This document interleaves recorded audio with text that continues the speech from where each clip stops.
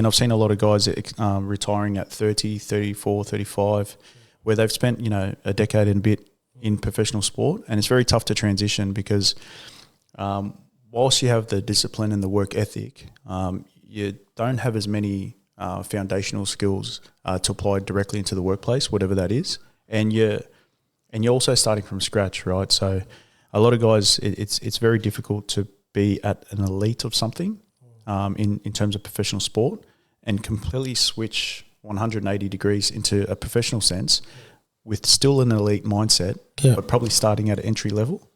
Yeah, right? Like you said, so 10 years, tough. Like a decade to develop like into some, into a new profession, like coming back in. Yeah, and I think that's true, whatever you decide to do, right? And I suppose the important thing for anyone, like, guys coming out of professional sport, I think they need to give themselves the grace to fail at a couple of things.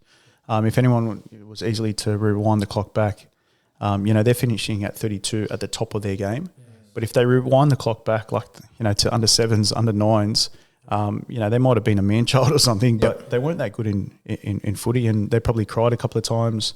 Mum and dad sort of took them and like, I don't want to play today, my arm hurts, or it's raining, I'm cold, I just want to play PlayStation Super. Like, that's how they started. So that sort of mindset, they've got to remember that journey that took them to that 32-year-old or, that 10 or 12-year NRL career, because it didn't start at the NRL. It started at sort of, very basic level. If they apply that mindset to whatever field they decide to enter in, and then also give themselves the grace to, you might not have, not be crying and want to play PlayStation and whatever else, but, give yourself the grace to learn a trade, learn an industry. For me, learn how to send emails and phone etiquette and sit in meetings and hold your own, that sort of thing. That just takes time, but if they apply the work ethic and the discipline from professional sport, they'll be just fine, right? So we said, look, let's have a chat about it, and I think really key thing, right? So I went back to Katrina, and this conversation we had was, I said, look, I want to start a business with James. What do you think?